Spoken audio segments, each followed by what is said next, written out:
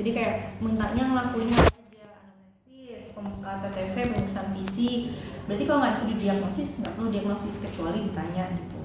Tapi kalau misalkan ternyata disuruhnya apa diagnosis, ya udah berarti sampai diagnosis gitu. Jadi kasih tahu, ketahui dulu sampai batas mana yang harus kalian lakuin. Kita bahas satu ya buat yang benjolan sama yang sesak nafas. Benjolan dulu. Oke, kalau buat benjolan pertama kan anamnesis ya. Anamnesis, selamat pagi disapa dulu, perkenalan, ditanya namanya, umur, pekerjaan, alamat ya kayak biasanya ya anamnesis. Setelah itu kan ditanya keluhannya apa. Kalau ini kan keluhannya benjolan leher, udah. Terus habis itu ditanya benjolannya itu lokasinya ada di mana Pak gitu. Misal nih sini, benjolan sini sama sini itu beda, diagnosisnya itu beda. Nah misal nih dia benjolannya itu di sini ya, di tengah sini. Nah di sini itu kan ada organ yang namanya tiroid. Jadi kemungkinan itu kalau misalnya lokasinya ada di sini, itu kemungkinan dia itu pembengkakannya karena pembengkakan organ tiroid itu tadi. Nah, tapi kalau misalnya di lokasinya ngomongnya di sini, itu kan di sini kan ada kelenjar getah bening. Jadi kemungkinan ada pembengkakan pada kelenjar getah bening atau namanya limfadenopati. Setelah ditanyain lokasinya, itu ditanyain onsetnya, sudah berapa lama?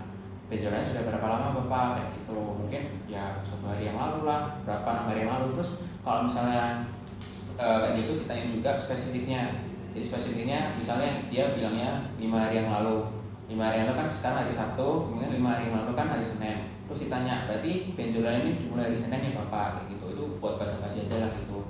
Terus setelah itu langsung ditanya kronologinya gimana Bapak, kok tiba-tiba ada benjolan. Ditanyain biasanya itu ditanyanya dari hari yang awal Bapak tahu dia ada benjolan sampai sekarang dia kesininya ke dokternya, itu ditanyain apakah si benjolannya ini tadi itu dari kecil ke besar atau dia itu cuma tetap ukurannya tetap, itu ditanyain kayak gitu buat kronologinya. Habis itu setelah kronologi ditanyain juga buat kualitasnya. Nah yang ditanyain di kualitas itu ada 3. Pertama itu ditanyain apakah si benjolan ini tuh ada nyeri apa enggak, itu ditanyain kayak gitu. Kemudian yang kedua itu ditanyain konsistensinya. Konsistensinya itu jangan ditanyain kayak gini, Pak konsistensinya kayak gimana, jangan ditanya kayak gitu. Ditanya itu kayak gini, Pak konsistensi benjolan lehernya itu gimana, apakah dia lunak, padat, apa keras. Jadi kayak kamu kasih opsi gitu loh, kayak gitu. Setelah tadi nyari konsistensi lalu ditanyain pergerakan. Jadi pergerakannya gimana, Bapak tadi waktu digerakin kayak gini itu si benjolan ini ikut bergerak apa enggak digerak gini. Nah biasanya itu kalau misalnya dia enggak gerak, itu kemungkinan benjolannya itu disebabkan karena tumor. Jadi kalau tumor itu intinya dia itu nggak gerak gitu loh waktu digerakin kayak gitu. Udah, kalau tadi kan nyeri konsistensi sama pergerakan, itu kan buat kualitas. Habis kualitas kan kuantitas ya. Nah seingatku itu kuantitas itu kalau buat benjolan itu nggak ada ya. Mungkin nanti kalian cari lagi ya gitu. Terus habis kuantitas itu apa sih? Oh, faktor berat meringan. Jadi kalau misalnya dia ada nyeri ya, kalau misalnya benjolan ada nyeri, ditanya nyerinya itu parah ya, lebih parah gitu waktu Bapak lagi ngapain. Habis itu ditanyain sampai mengganggu aktivitas apa enggak kayak gitu. Terus waktu memperingannya juga ditanyain, Bapak nyeri di benjolan ini mendingan waktu Bapak ngapain atau waktu kapan. Terus ditanyain juga sudah pernah diobati atau belum, dirawat atau belum, atau sudah pernah minum obat sebelumnya, itu ditanyain juga. Nah buat setelah itu kan keluhan penyerta. Kalau keluhan penyerta benjolan leher itu pertama itu yang paling penting ditanyain apakah ada sulit menelan. Sulit menelan sama waktu menelan ini sakit apa enggak, itu ditanyain 2 itu aja. Habis itu yang kedua bisa ditanyain apakah ada demam apa enggak, itu ditanyain juga. Kemudian ada ditanyain ini itu namanya keringat malam. Jadi ada penyakit penyakitnya namanya hipertiroid kan. Nah hipertiroid itu salah satu ciri khasnya itu keringat berlebihan pada malam hari. Itu bisa ditanyain tadi, Bapak waktu malam hari ada keringat ya kayak keringat gitulah kayak gitu. Habis itu ditanyain juga berat badannya turun secara drastis apa enggak. Jadi kayak ditanyainnya, Bapak akhir-akhir ini berat badannya uh, turun secara drastis apa enggak. Jadi kalau misalnya dia ada ada apa itu namanya, ada berat badan yang drastis itu, kemungkinan dia hipertiroid, karena hipertiroid itu jadi kasih juga itu. Terus selain itu ditanyain ada tremor apa enggak. Nah, tremor itu juga bisa ngarah ke hipertiroid, jadi kayak gitu. Itu buat keluhan penyerta. Terus udah anamnesisnya kayak bro kan keluhan penyerta, terus baru RPD kan udah penyakit dahulu. Kalau ada penyakit dahulu itu ditanyanya ya paling dulu bapak pernah mengalami benjolan yang sama di tempat yang sama apa enggak, itu ditanyain juga. Habis itu udah RPD, sama ini penyakit turunannya juga ditanyain. Kalau misalnya yang berhubungan ya ini kayaknya penyakit ini apa itu namanya, penyakit tekanan darah tinggi, itu bisa kayak berhubungan gitu loh sama benjolan. Terus udah buat RPD, terus RPK juga penyakit keluarga, itu juga bisa ditanyain apakah dari keluarga itu ada apa keluhan yang sama enggak, ada keluhan yang sama kayak bapak ya sebelumnya. Kalau misalnya ini ya orang tua atau bapak ibu, kalau misalnya dia dulu ada kanker atau karena benjolan atau benjolannya karena kanker atau tumor atau gimana, jadi itu ada yang namanya mutasi genetik. Jadi kalau mutasi genetik itu bisa turun ke anaknya. Jadi ditanyain gitu loh, dari orang tuanya itu pernah mengalami yang sama enggak, karena atau ada kanker atau enggak gitu loh. Oke, udah buat LPK. Terus sosial ekonomi sama lingkungan. Jadi kalau lingkungan itu ditanyainnya dari apa itu namanya, rekan kerja atau rekan kerja atau apa itu namanya, teman atau tetangga, itu ditanyain apakah ada yang mengalami keluhan yang sama dengan bapak. Nah, karena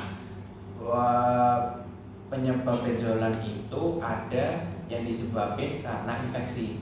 Jadi infeksinya itu kayak apa itu menular.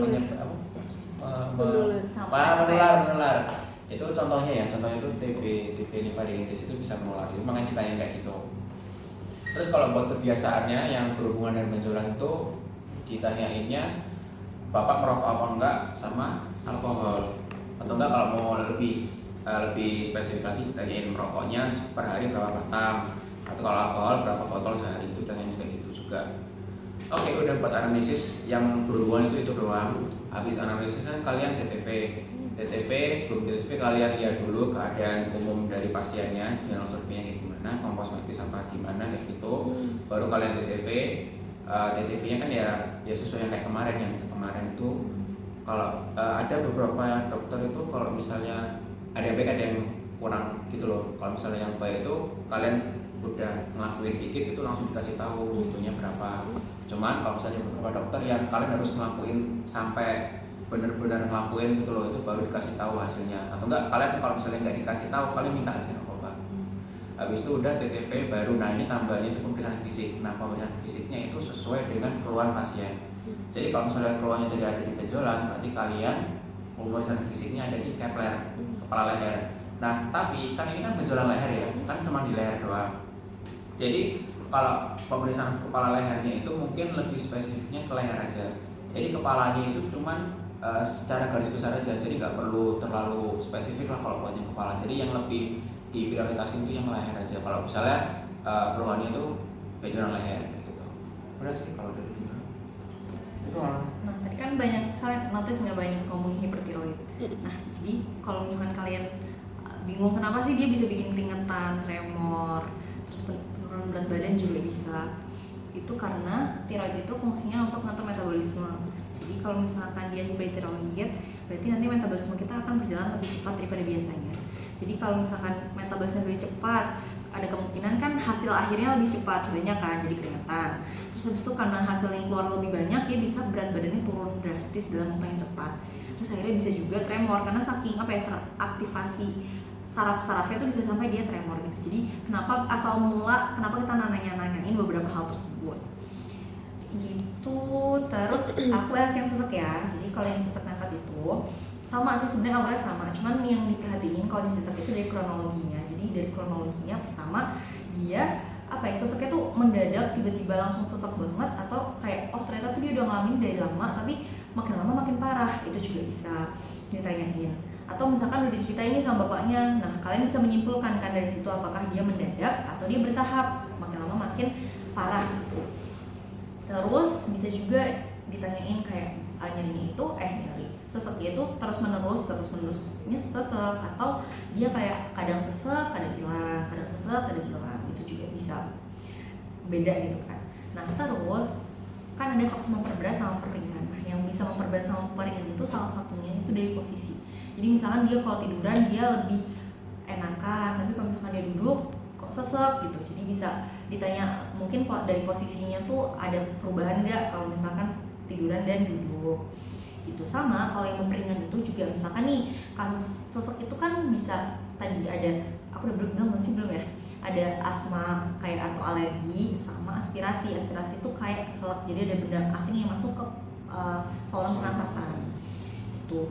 Nah kalau misalkan pada kasus alergi itu kan udah ada obatnya kan, kayak misalkan cetirizine buat alergi, atau kalau misalkan yang alerginya di pernafasan langsung tahu pakai inhaler gitu kan. Jadi bisa tuh langsung di relief seseknya dengan pakai inhaler. Nah bisa ditanyain mungkin apakah udah pernah diobati sebelum kesini. Kalau udah misalkan diobati pakai inhaler, berarti apakah inhaler ini memperingan dari gejalanya, itu kan bisa menjadi salah satu yang memperingan gitu.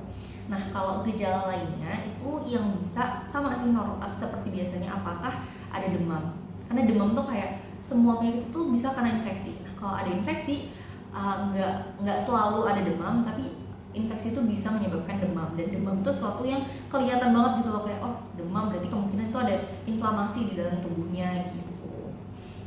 Nah itu sama satu lagi itu bisa ditanyain gejalanya itu ada gejala di perut nggak, di abdomen gitu. Kenapa? Karena mungkin ada yang asam lambung nggak di sini kamu. Nah kalau misalkan kamu asam lambungnya lagi kamu tuh bisa sampai sesak juga kan, ya kan. Nah jadi sesak nafas tuh bisa karena dari asam lambung tadi. Jadi bisa ditanyain ada gejala di perut atau enggak gitu. Terus pas waktu RPD bisa ditanyain sebelumnya apakah ada riwayat asam lambung yang suka kambuh atau enggak gitu. Nah terus yang penting lagi di riwayat penyakit dahulu ini pertama kali atau emang sebelumnya udah pernah gitu. Kalau sebelumnya udah pernah kan mungkin emang ada riwayat asma, atau mungkin ada riwayat sesuatu hal yang emang kayak udah sering berkali-kali terjadi. Terus ada nggak riwayat penyakit paru-paru sebelumnya? Contohnya kan anak kecil tuh salah satu penyakit yang sering terjadi itu pneumonia. Jadi misalkan pas kecil pernah kena pneumonia, maksudnya pas besar kan juga ada resiko untuk terkena lagi itu penyakitnya. Jadi bisa ditanyain gitu. Kalau penyakit keluar, ya mau azan kamu mau lanjut kalian? Masih banyak. Dikit lagi ya. Jadi kalau keluarga itu paling ditanyain kayak dari yang tadi alergi kan biasanya menurun, siapa tahu orang tuanya emang ada alergi atau ada asma gitu. Terus sama yang tadi kayak ada riwayat kanker atau enggak, karena kan sesek bisa jadi manifestasi dari kayak kanker apa gitu. Terus kebiasaannya gimana, adakah rokok atau enggak, karena itu bisa menurunkan fungsi paru-paru. Sama alkohol tadi yang buat sama aja kayak buat kanker gitu.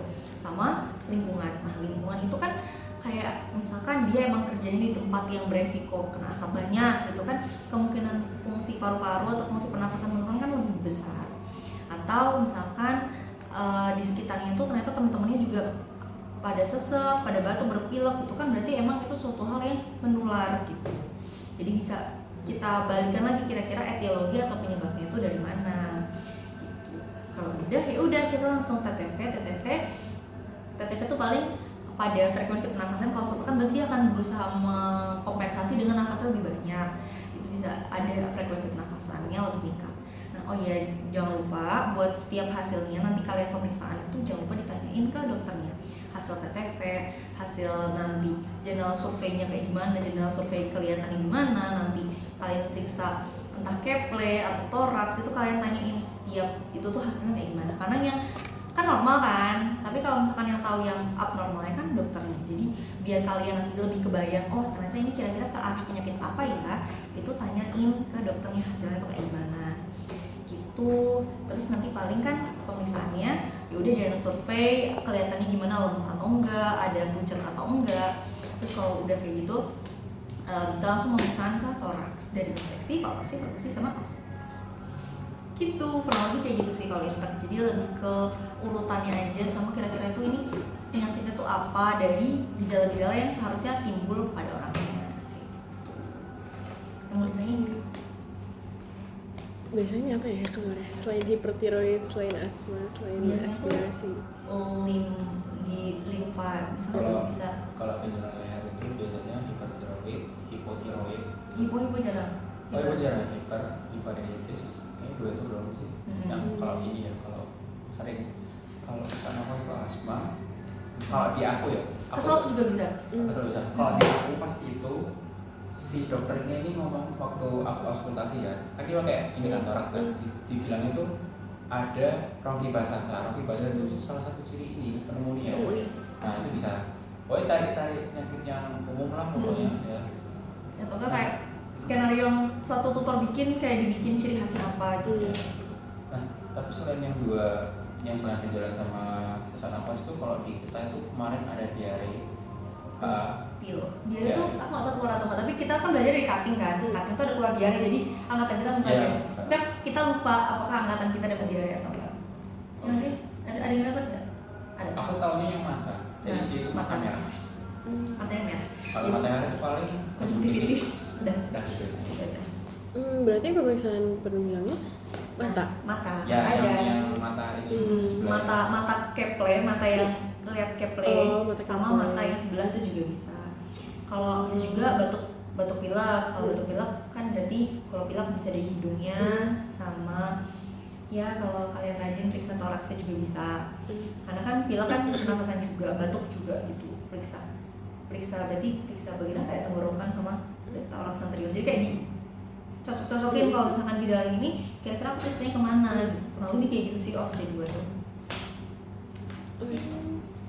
Adakah lagi yang bingung? Udah, aku udah. Sudah? Udah.